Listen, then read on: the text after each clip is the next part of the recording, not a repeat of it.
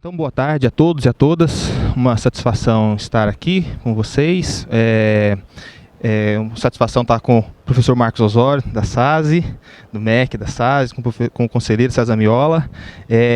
Nós temos desenvolvido um projeto na Universidade Federal do Paraná e nós tivemos uma grande honra, conselheiro César Miola, de receber você, sua equipe, o Léo Arno, a Viviane Grosser e o Nelson lá na Universidade Federal do Paraná, iniciar esse diálogo com os tribunais de conta no âmbito do projeto que estamos desenvolvendo, que é um projeto relacionado a custos educacionais. Então eu vou utilizar aqui os slides para organizar melhor a nossa apresentação. Gostaria de essa apresentação ela está baseada na experiência desse projeto, Simulador Custo Aluno Qualidade, que vem sendo realizado numa parceria com a Universidade Federal do Paraná e o financiamento do Ministério da Educação. Gostaria de ressaltar a importância do financiamento público desse projeto no Ministério da Educação e dizer também de público aqui, o professor Marcos Osório, nesses tempos difíceis desse governo em relação ao financiamento da educação, que a SASE tem protegido esse projeto lá e tem garantido que esse projeto continue o financiamento e com autonomia da universidade para realizá-lo.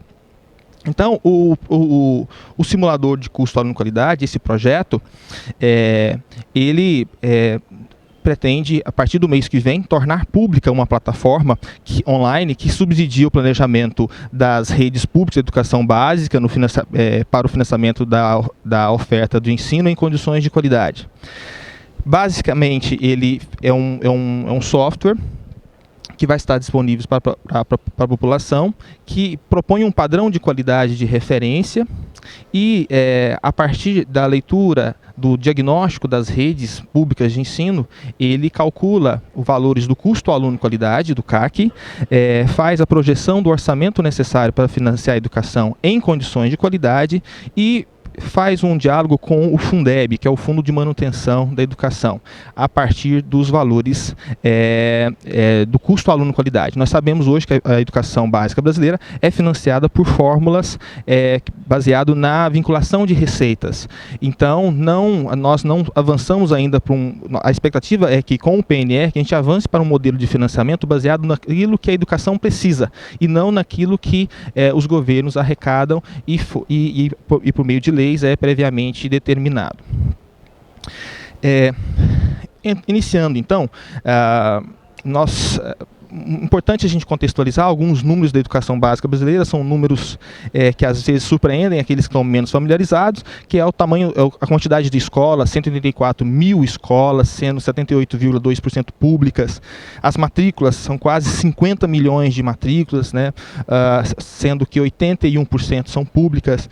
Há uma estimativa que nós iniciamos essa década numa estimativa que é possível aumentar 12 milhões de matrículas, considerando o déficit de vagas na creche, o déficit de vagas ainda na faixa de 4 a 17 anos e o contingente de jovens de 18 a 24 anos que não concluíram a educação básica, né? Então, nessa conta há projeções que estimam que poderíamos chegar até 12 milhões, né? Sem falar no público de EJA, da população acima de 24 anos. Que não concluiu a educação básica.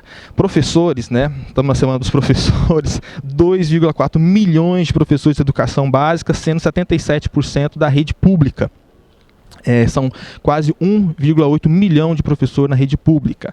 E as despesas em 2017 chegaram às receitas de Estado, municípios, e mais da União, está na ordem de 232 bilhões das receitas com o MDE, são recursos públicos. Então, esses números iniciais é só para mostrar o tamanho da complexidade que é lidar com a educação pública, é um sistema gigantesco. Alguns vão perguntar, mas uma vez um colega um pouco familiarizado com os números de educação, falou, mas o problema da educação é que é um sistema muito grande, não tem como dar certo. Existe país no mundo que tem um sistema desse tamanho? Estados Unidos tem um sistema maior.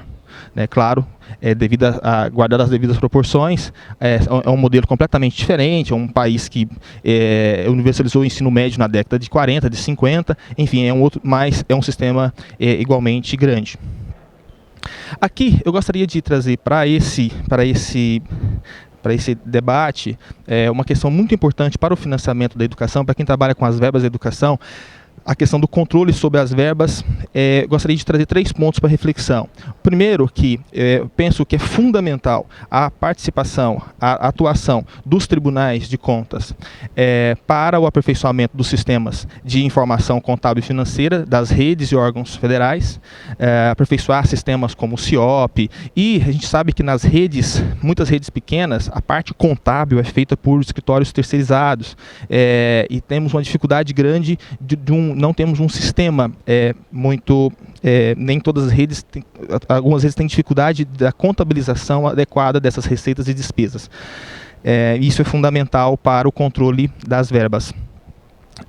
Nós, por incrível que pareça, agora com o PNE, agora nessas últimas décadas, vem para o debate do financiamento da educação a questão dos custos. Nós ainda não sabemos quanto custa de fato o aluno em cada rede pública no Brasil. Os custos no setor público em muitas áreas não são estimados. A gente não sabe muitas vezes quanto custa uma internação num leito de hospital, a gente não sabe quanto custa os serviços públicos. E na educação é fundamental que a gente saiba o custo aluno de cada etapa, de creche a EJA, e o custo aluno, podemos dizer um custo aluno médio, vamos dizer, de cada escola. Isso é fundamental, ter esse tipo de controle do custo que realmente é realizado, e termos um custo padrão, que é o CAC, né, que é o custo aluno qualidade, quanto deveria custar. Então isso em algumas áreas, sobretudo no setor privado, por exemplo, guardadas as devidas proporções da comparação, é inimaginável imaginar que não sabemos quanto deveria custar a oferta de determinado serviço e ao final da prestação do serviço, quanto efetivamente custou, né? E no serviço público brasileiro isso é uma grande dificuldade. Então, enfim, acreditamos que é importante ter custos, a apuração de custos, quanto deveria custar e quanto efetivamente custou para esse controle das verbas na educação. E um terceiro ponto é prevenção contra práticas de desvinculação de recursos. O que eu quero dizer nesse ponto especificamente a transparência com os dados da folha de pagamento. Numa pesquisa grande que eu participei, meu professor Zé Marcelino aqui participou também, em 10 estados, a dificuldade que nós temos de obter folhas de pagamento, o microdado da folha de pagamento. Então, assim, os servidores públicos que aqui estão sabem que os nossos nomes, qualquer cidadão pode consultar no portal de transparência quanto nós ganhamos, mas a gente não consegue ter esses dados quando um determinado ente federativo fala, nós gastamos 100 milhões com folha de pagamento. Obter esses dados para fazer pesquisa, para entender quem está dentro da folha, a gente não consegue. Então isso é fundamental também. É isso. Vou passar agora um bloco um pouco mais rápido para contextualizar alguns desafios, depois eu volto com a parte do financiamento novamente, porque tem que ficar de olho no tempo aqui. 3 desafios grandes. Atuais ainda: acesso, conclusão das etapas e qualidade, né? Nesse aspecto aqui, nós na educação no Brasil ainda temos dificuldade com acesso. Por mais que tenhamos avançado na universalização de diversas etapas, sabemos que temos problemas de acesso na creche, por exemplo, e o ensino médio também temos dificuldade, não exatamente com acesso, mas com o ponto 2 ali, que é a conclusão das etapas. Isso faz com que a gente ainda conviva com problemas de acesso na educação brasileira e com as conclusões das etapas. E a questão da qualidade. Hoje nós vivemos, as escolas que são reconhecidas como de grande qualidade, elas têm ou altas notas no IDEB, ou elas aprovam muito nos vestibulares. Então, a qualidade hoje está voltada mais para os testes, muitas vezes, do que para uma educação que promova o desenvolvimento das crianças, jovens e adultos, a formação para a cidadania e a formação para o mercado de trabalho. E esses grandes desafios ainda, eles existem em que pese nossa Constituição estabeleça que a educação é direito de todos, que é dever do Estado, que existe um princípio da igualdade de condições de acesso e permanência, e qualidade já é um direito. Qualidade não é um favor, né?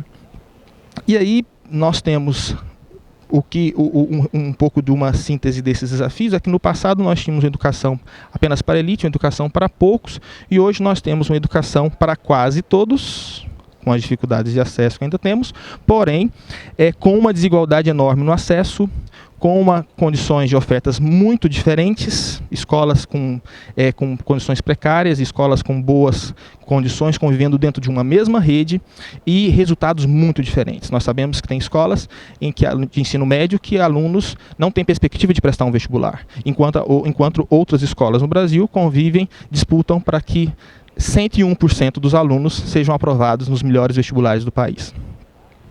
Nós temos um federalismo para agravar os desafios do ponto de vista de gestão, inclusive na parte de recursos, um federalismo pouco colaborativo, e nós temos 6 mil redes. Nós temos aí 6 mil redes para gerir esse sistema, formadas não numa lógica numa lógica educacional, mas numa lógica de estados e municípios. Então, o que nos impede de ter uma rede pública única, como diversos países no mundo têm.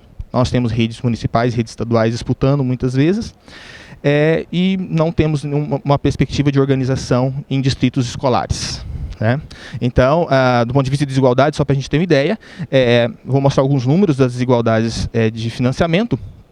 Nos distritos escolares americanos, quando há uma forte disparidade no gasto aluno de um distrito para o outro, os Estados Unidos eles já conseguem judicializar isso, porque eles entendem que um distrito que gasta mais por aluno, ele tem condições de ofertar a educação com melhor qualidade, condições de qualidade melhor do que a outra, pagar melhor o professor, reformar suas escolas, enfim.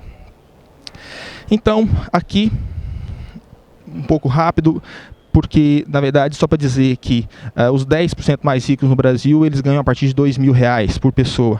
Ou seja, não é muito difícil encontrar, por exemplo, aqui, os 10% mais ricos da população. Ou seja, e esses números mostram que a mediana da renda per capita é 0,8%. É 85% de um salário mínimo. Quem ganha, ou seja, mais da metade da população brasileira não tem condição de pagar a escola privada, ou seja, a escola pública é que garante a educação para todos. Uma outra questão é para mostrar que esse dado aí mostra que de 25 a 64 anos são as pessoas que estão geralmente consideradas pessoas economicamente ativas, faz parte da PEA. E em comparação com diversos países, a gente mostra que esses dados da OCDE mostram que o Brasil tem uma grande dificuldade, grande parte da nossa população não concluiu o ensino médio, ou seja, não concluiu a educação básica. Ou seja, não sei se eu consigo apontar aqui, mas enfim, ali tem 3 Brasis. O Brasil de 83,9%, aquele Brasil dos 10% mais ricos, os 10% mais ricos eles conseguem finalizar a educação básica. O Brasil do meio ali é o Brasil todo, é a população de 25 a 64 anos, mostrando que menos de 40% dessa população economicamente ativa, que está no mercado de trabalho hoje, tem o ensino médio concluído. E os 10% mais pobres concluem o ensino médio, a educação básica, em percentual menor do que a China. Então, é só para mostrar que quando a gente fala dos números de educação básica, dos recursos de educação básica, a gente precisa, esse é o histórico, esse é o resultado um pouco da história, da trajetória da educação brasileira, e garantir educação, acesso à educação para todos, e de qualidade, permanência e conclusão, a gente vai melhorar esse número no futuro. E uma coisa muito, quando a gente, último dado sobre desigualdade, é para mostrar que quando a gente, num esforço de pesquisa, a gente cruzou ao mesmo tempo dados do IDEB, da infraestrutura das escolas e o percentual de docente com licenciatura, ou seja, que é a formação já tratada na LDB, que é a formação que espera que todo professor tenha, formação em nível superior num curso de licenciatura. Quando a gente faz isso, é possível dividir o Brasil, os municípios brasileiros, em 4 grupos. O primeiro grupo verde ali, que em melhor situação, e o vermelho mais forte em pior situação. Para ter ideia, os municípios do primeiro grupo, eles têm nota de 5,1 no IDEB, nem estão acima do 6 na média. Os municípios do primeiro grupo têm a nota 7,2 numa escala de 0 a 10 de infraestrutura. E eles têm quase 87% dos professores têm formação em licenciatura. Ou seja, não são números tão altos assim. né? Ou seja, 30% dos municípios brasileiros estão nessa situação. Os municípios que estão em pior condição, eles têm ali um IDEB de 3,2, uma escala de 0 a 10. 4,4 em infraestrutura, ou seja, as escolas estão em situação precária. E só 30% dos professores, em média, têm formação em licenciatura. E quando a gente coloca isso, né, falando de desigualdade, coloca isso no mapa, a gente forma essa configuração dos municípios brasileiros aí, né? E aí a gente vai ver o problema um pouco mais adiante com relação ao financiamento. Um financiamento, pela lógica da capacidade de arrecadação tributária, faz com que nós tenhamos uma política de financiamento que reforce as desigualdades. Porque quem tem menos, hoje recebe ainda menos. A parte 2, então, já caminhando para uma parte final, falando agora de financiamento para tentar resolver aquilo que cabe ao financiamento e resolver dos problemas educacionais brasileiros, dos desafios educacionais brasileiros, a questão é: mais dinheiro resolve todos os problemas? A resposta é não. Muitas vezes, quando a gente fala de mais recursos para a educação, às vezes nos acusa de, não, acho que dinheiro vai resolver todos os problemas da educação. Não vai resolver, né? Por quê? A educação, ela tem fatores que são escolares, onde o dinheiro consegue fazer diferença. Opa, vamos voltar. Opa. Tinha mais um. Vocês viram que ali vai no insumo monetário, né? Na verdade. Então o dinheiro resolve fatores que são escolares. A gente sabe que muitas escolas hoje elas estão em contexto de extrema pobreza, de extrema violência. Elas estão em lugares, em contextos muito difíceis, que faz com que os resultados educacionais sejam afetados por questões que estão fora dos muros da escola. E os recursos públicos, eles podem garantir os insumos monetários, que são salários adequados, infraestrutura, material, um adequado número de alunos por turma, enfim, tudo aquilo que os recursos podem garantir. Então, dinheiro não garante qualidade, garante condições de qualidade, né? Uma oferta adequada. Então, é isso que a gente acredita em relação ao financiamento adequado. E aí, seguindo um pouco mais, há uma discussão se há ou não subfinanciamento na educação brasileira, e algumas evidências que, com dados da OCDE, mostra que o Brasil, que está aqui embaixo, ele gasta, por exemplo, 3 vezes menos que a média dos países da OCDE, né? Se comparar com os Estados Unidos, Canadá, o Brasil gasta 3, 4 vezes menos. E aí tem a falácia dos 5% do PIB para a educação, né? Enfim, que não é assim que o PIB, sem considerar o tamanho do PIB do país e o tamanho da população aí que tem que ir para a escola, não faz sentido essa comparação. Outra evidência de subfinanciamento é o salário dos professores. Na meta 17 do PNE fala que os professores deveriam ganhar a média dos demais profissionais com a mesma formação, e os professores ganham apenas 61% no agregado nacional do que os demais professores. No dado de 2013, os professores ganhavam 2.600 contra 4.200. Se a gente abre isso por estados, né? O Distrito Federal, e a gente colocando aquele 4.200 como uma referência nacional, o Distrito Federal, que tem outro custo de vida, um outro modelo de financiamento, ganha 20% a mais, mas Ceará ganha apenas, os professores do Ceará ganham apenas 44% dos demais trabalhadores na média nacional, né?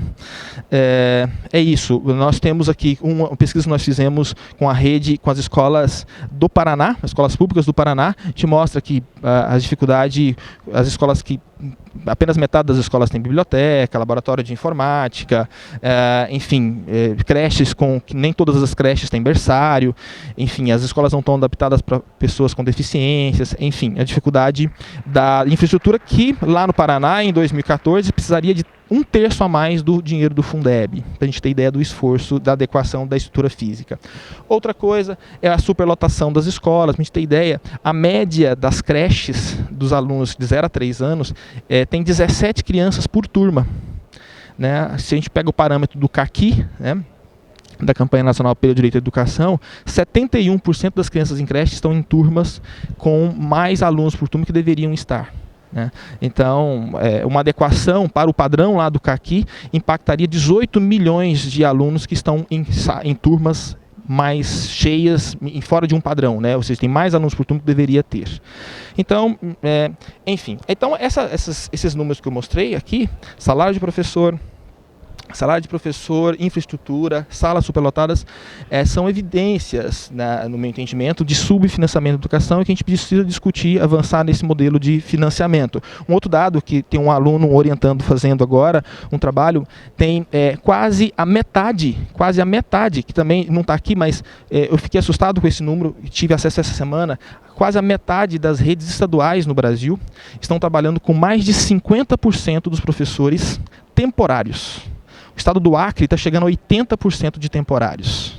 Imagine, né, como é que um tribunal de contas, né, em carreiras típicas de Estado, e eu entendo que o professor, uma carreira típica de Estado, precisa de ter estabilidade. Imagina auditores saindo e voltando. Imagina a segurança pública funcionando com policiais, com inspetores saindo, né, temporários. E a gente vê relatos em escolas que quando chega em outubro, metade do quadro não sabe se continua o ano que vem. Imagina o trabalho pedagógico da escola, como que fica o clima da escola, sendo que não tem certeza da continuidade para no ano seguinte, né? Então, o projeto político-pedagógico da escola ele fica em risco sem um quadro estável.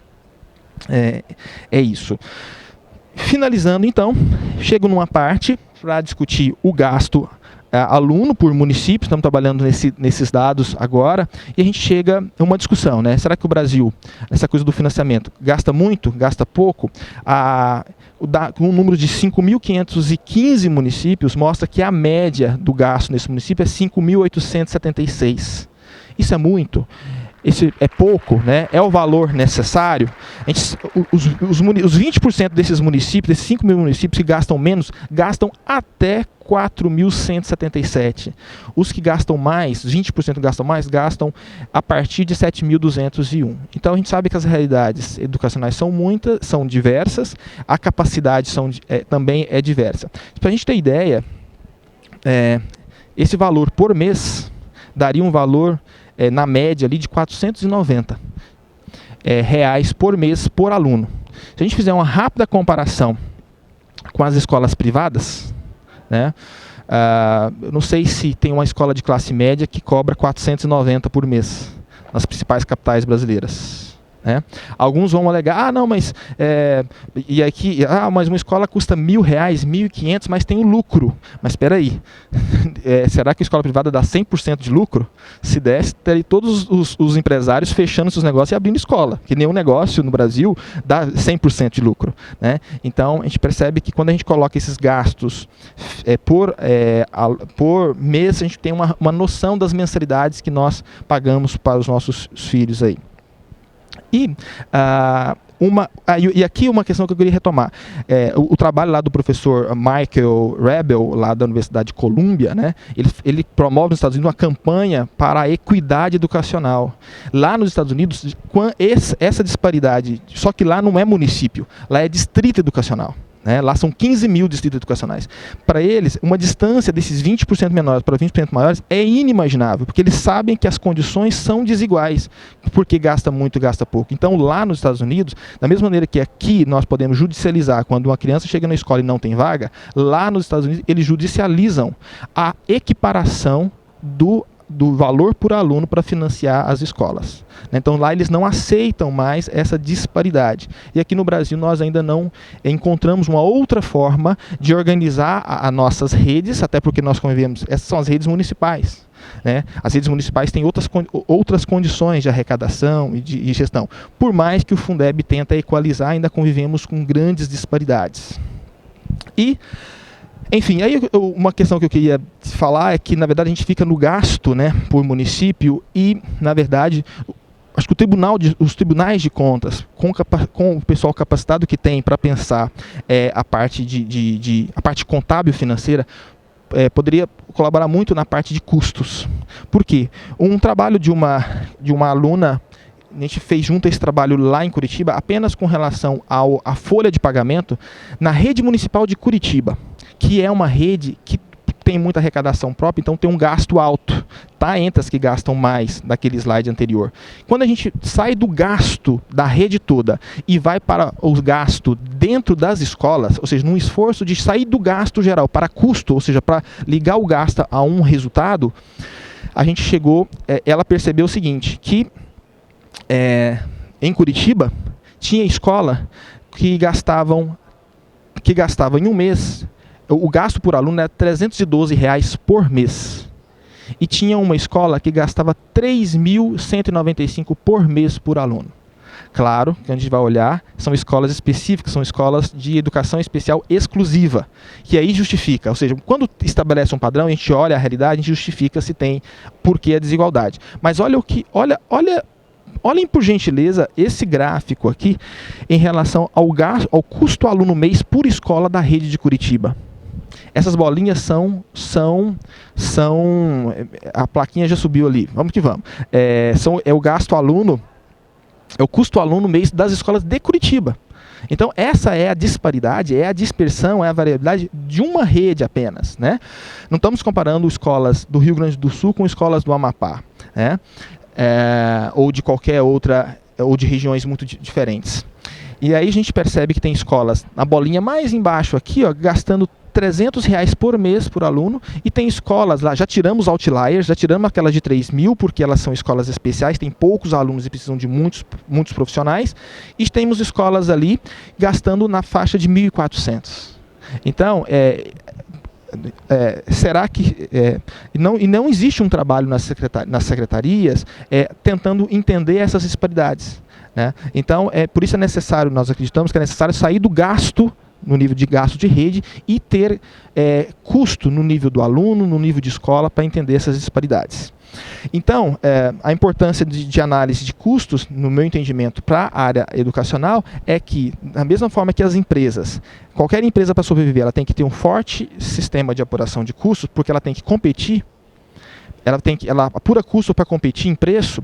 Na área do governo, do poder público, é uma questão de eficiência do gasto, ou seja, não temos que apurar o custo dos serviços públicos para que possamos ter um gasto efetivo e possamos fazer justiça social, porque eventualmente, porque uma escola merece um financiamento adequado e a outra não, né? Sem falar das questões de possibilidade de desvios, né? Enfim.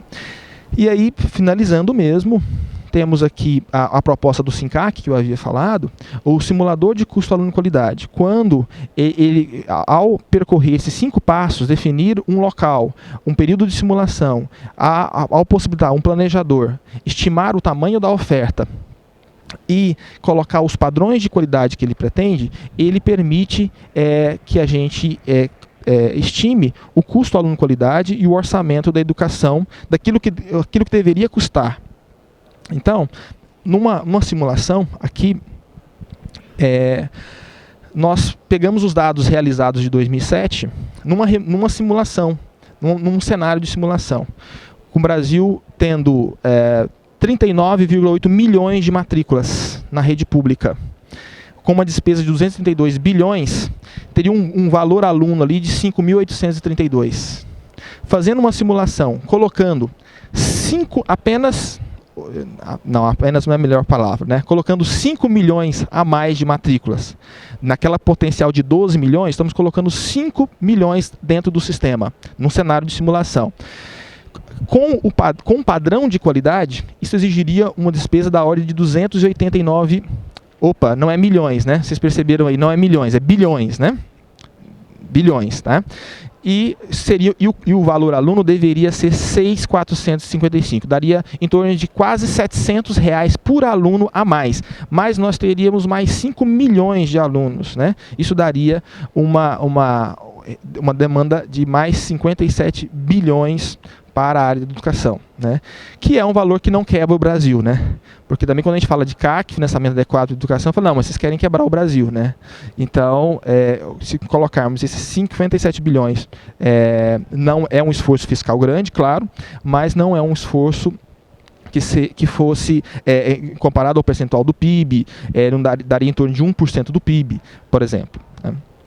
Finalizando, então, voltando para aquele slide inicial, da importância do controle, né, sobre as verbas da educação, gostaria apenas de reforçar que eu acredito fortemente no papel dos tribunais no aperfeiçoamento dos sistemas de informação, na proposição de padrão de custo, de custo que deveria ser tipo CAC, e na apuração do custo real que as redes realmente praticam, né? E na prevenção de práticas contra desvinculação. Em especial, para último slide, com relação à folha de pagamento. Nas pesquisas que temos feito com relação à folha de pagamento, eu falo a folha de pagamento porque qualquer Secretaria de Educação no Brasil que tenha uma folha de pagamento informatizada poderia apurar os custos por escola baseado pelo menos na folha. Porque a folha de pagamento, para muitas redes, significa 80% de todo o gasto em educação. Para muitas redes, 90%. Para outras redes, chega a 97%. Basicamente, o gasto em educação é folha. Então, se tivermos um bom controle, uma boa transparência no gasto com folha de educação, o transparência estou querendo falar no sentido de sabermos quanto por cento da folha, quanto por cento do orçamento é gasto em folha, quem está sendo pago na folha. Por exemplo, os cargos do local de lotação. Numa pesquisa com dado de São Paulo, nós percebemos que durante 3 anos, tivemos acesso aos microdados da Folha de São Paulo, percebemos que em 3 anos, lá uma folha gigantesca, com quase 400 mil servidores, durante 3 anos seguidos tinha quase 50 mil servidores que não tinham o cargo nem o local de lotação e ganhavam salários em torno de R$7.000. Né? Então, quando a gente pega os microdados da Folha, a gente consegue ter esse nível de transparência. Depois de 3 anos, eles simplesmente sumiram. Né? Pagamento de aposentados. Né? Claramente, na Constituição não pode. Nós sabemos estados que pagam aposentados dentro da folha de pagamento. Servidores em unidades fora da escola. Temos redes que têm um grande contingente de servidores fora da escola. Ou seja, encontrar padrão do que seria esperado, do que seria aceitável, né? E o dimensionamento dos quadros das escolas, saber o número de funcionários por docentes, o número de alunos por docentes.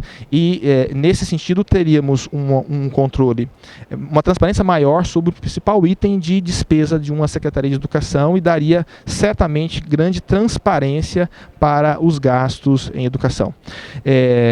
Eu encerro por aqui, fica à disposição o meu e-mail e também vou disponibilizar a apresentação e também estou à disposição para o debate. Obrigado.